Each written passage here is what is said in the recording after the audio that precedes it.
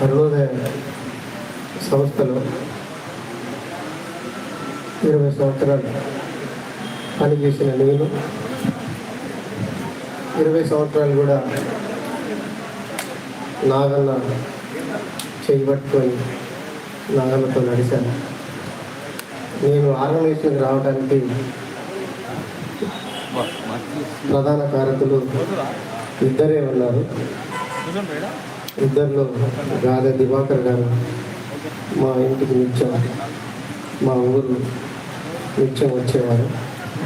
వారి సహచర్యంతో నన్ను high school పూర్తయిన తర్వాత హాస్టల్ పెట్టే నాగన్న గొప్ప చెప్పి నాగన్న చేయబెట్టుకున్నాను సార్. నేను నాగన్నతో నడిచినటువంటి కాలం అంతా కూడా ఉద్యమ కాలమే. ఆయన అంతకుముందు ఉన్నటువంటి జీవితాన్ని, నా జీవితాన్ని చూస్తుంటే చాలా చిత్రమైనటువంటి వైవిధ్యంగా ఉండేది. ఎందుకంటే నాగన్న పనిచేసినటువంటి నిర్బంధ కాలం నుంచి తర్వాత పోరాట కాలంలో మేము పనిచేసినటువంటి కాలంలో కూడా అనేక కళారూపాలు, అనేకమైనటువంటి నృత్య రూపాలు నాగన్న ద్వారా నేను నేర్చుకొని ఉన్నాను. నాగన్నకు అంతకుముందు ఎవరు నేర్పనేటువంటి వాటిని కూడా తాను శిష్యులకు, మాలాంటి వాళ్ళకు నేర్పించారు. నాగన్న నిత్యం కొట్లాడుతుండేవాడు. పార్టీలో ఉన్న నాయకులు మీ పిల్లల్ని కూడా ఉద్యమంలోతో పాటుగా కళారంగంలోకి పంపండి అని చెప్పేసి కొట్లాడిన సందర్భాలు ఉన్నాయి. అట్లనే హై స్కూల్లో వచ్చినటువంటి పాటల ద్వారా ఆకర్షితమైనటువంటి వాళ్ళని మీరు మళ్ళీ పీడిఎస్సీ పేరు మీదనో ఏదో ప్రజాసంఘం పేరు మీద తీసుకుపోతున్నారని చెప్పేసి గగ్గోలు పెట్టిన సందర్భాలు ఉన్నాయి. అంటే కమిట్మెంట్గా కళారంగంగా పనిచేయాలనేది నాగన్న నిత్యం కొట్లాడేవాడు. అట్లా ఆయన యొక్క జీవితం అంతా కూడా అరుణోదయని ఎట్లా ముందుకు తీసుకుపోవాలనేది ఇవాళ మనం చూస్తున్నటువంటిది. అక్కడ ఉన్నటువంటిది అరుణోదయ గుర్తు అంతకుముందు పర్వతాల మధ్యలో ఉండేది ఉదయించే సూర్యుడు. ఆ తర్వాత రేణిగుంట శంకరు, నేను డోర్నకల్లో ఉండి ఈ ఆంబ్లమును ఏర్పాటు చేయడం జరిగింది.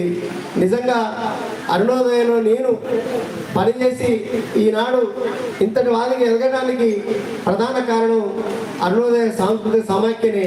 నాకు తండ్రి సమానులు, గురువు సమానులు నాగన్న వల్లనే నేను ప్రపంచానికి తెలిసాను. ఏ సంఘటన జరిగినా నాగన్న ఉండి పాట రాయమని చెప్పేవాడు. అట్లా నేను రాసిన పాటలు, అనేక పాటలు నాగన్న గొంతు నుండి రావడం వల్లనే నేను అందరికీ తెలిసిపోయాను. లేకుంటే ఎక్కడో ఏ మూలలో ఉండేవాడిని. అట్లనే నా పేరు చింతమల్ల వెంకయ్య అసలు పేరు. కానీ మా కమిటీలో అనేక మంది వెంకయ్యలు ఉండటం మూలంగా నాకు పేరుని నాగన్న, దొరన్న, దివాకర్ అన్న, నున్న నాగేశ్వరరావు వీళ్ళు నలుగురు ఉండి నీ పేరు యశ్పాల్ అని పెడితే బాగుంటుంది.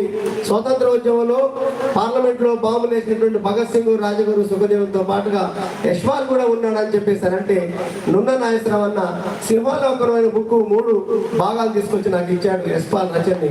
నేను అప్పుడు పిట్టవాళ్ళ గూడెంలో బడి చెప్తూ మన రంగంలో పనిచేస్తున్నాను.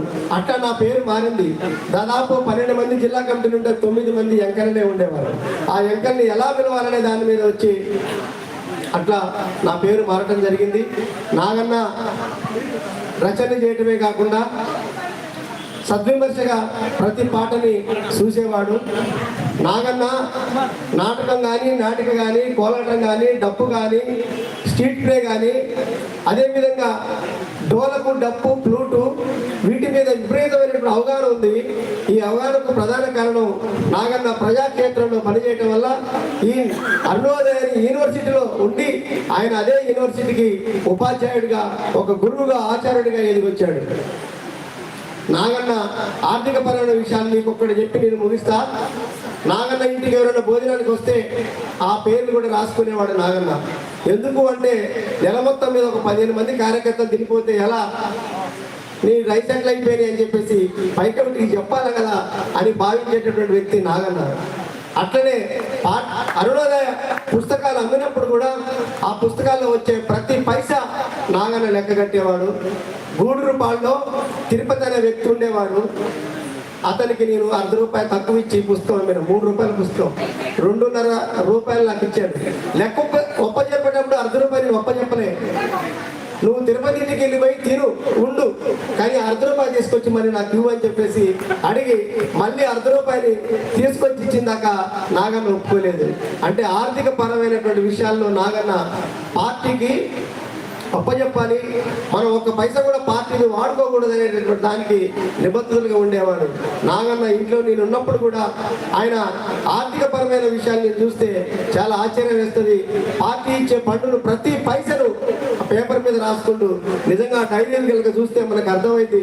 ₹1, పావలా, ₹1, 10 పైసలు ఇట్లా రాసేవాడు. ఆ విధంగా నాగన్న నుంచి ఆర్థిక పరమైన విషయాలను మనం పరిగణలోకి తీసుకోవాలి. డబ్బు చేతిలో ఎంత ఉన్నా అంత ఖర్చు పెట్టకూడదు అనేటటువంటి నానుడు ఆయనకు. అట్లా గ్రామంలో ఉన్నటువంటి సాదా సీదా వ్యక్తులు ఎట్లా జీవిస్తారో పార్టీలో ఉన్నటువంటి వాళ్ళని కూడా అట్లా జీవించాలని చెప్పేసి బోధించిన వ్యక్తి నాగన్న. అట్లే నాగన్న రచన చేయడంలో కూడా సహజ సిద్ధంగా చేసేవాడు. నాగన్న పాటలు మనం వింటుంటే మనల్ని చెవులో గిర్రుమని తిరుగుతూ ఉంటుంది. నాగన్న రాసిన ఏ పాట కూడా జానపద బాణిలో ఉండేది. కులం మీద రాసిన, మతం మీద రాసిన, విద్యార్థుల మీద రాసిన, రైతుల మీద రాసిన, అమరవీరుల మీద రాసినా కూడా నాగన్న పాటలు చాలా అద్భుతంగా ఉండేవి. అట్లా నా పాటలు కూడా నాగన్న ప్రపంచానికి తీసుకొచ్చిన పాట. కళ్ళ నిండా గింజలు ఉన్నా రైతనున్నా, పల్లెం నిండా బెట్టు లేదో రైతనున్నా. సమయం కూడా లేదు కాబట్టి నేను 2-3 విషయాలు చెప్తాను. అట్లా నా పాటలు విద్యుత్ అమరవీరుల సందర్భంలో కానీ సామ్రాజ్యవాద వ్యతిరేక పాటలు కానీ తీసుకొచ్చినప్పుడు నేను రాసిన పాటలు వివి గారు స్క్రిప్ట్ చూసి వాటిని సరిచేసేవాడు. అట్లే తాతగారు కూడా సరిచేసేవాడు. కాబట్టి నాగన్న నా జీవితంలో తల్లిదండ్రుల తర్వాత అత్యంత ముఖ్యమైనటువంటి వ్యక్తి నాగన్న గారి దివాకరన్ అని చెప్పి సభాముఖంగా తెలియజేస్తూ నాగన్న మీద రాసినటువంటి ఒక పాట పల్లవి శరణం మీకు ఇంటించి పెడతాను.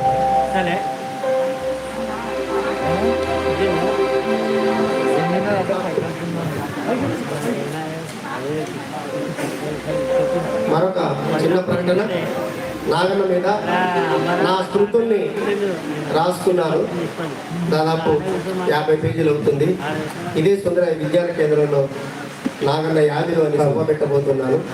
ఆ సభకు కూడా కవులు, రచయితలు, కళాకారులు అందరూ రావాలని చెప్పేసి కోరుతూ నాగన్న మీద రాసిన పాట.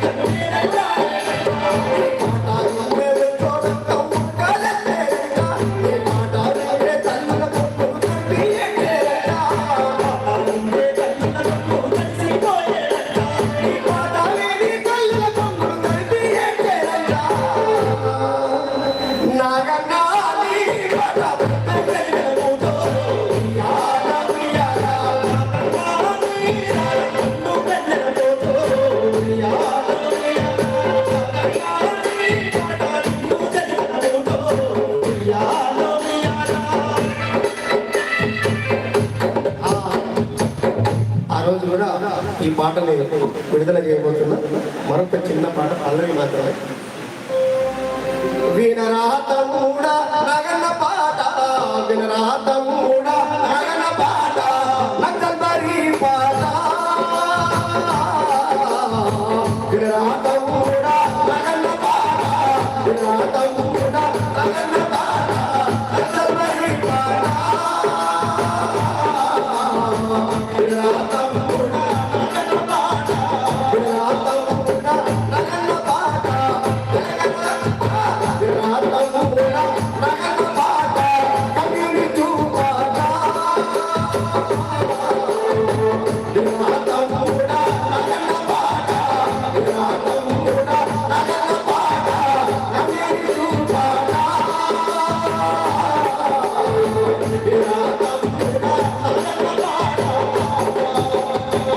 అట్టి మనసుల పాట, ఎట్ల వేసిన పాట, కన్నా సుట్టాల పాట, కట్ట మెరుగని పాట, కన్నా సుట్టాల పాట, కట్ట మెరుగని పాట, కన్నా సుట్టాల పాట, కట్ట మెరుగని పాట, సారు మూడవని పాట, సమరాలు తీసిన పాట, సారు మూడవని పాట, సమరాలు తీసిన పాట.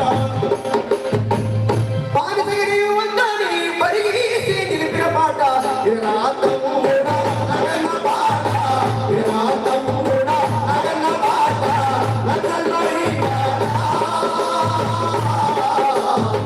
ఇది నా తమ్ముడా నగన పాట, ఇది నా తమ్ముడా నగన పాట, కవిసు పాట. ఇది నా తమ్ముడా నగన పాట, ఇది నా తమ్ముడా.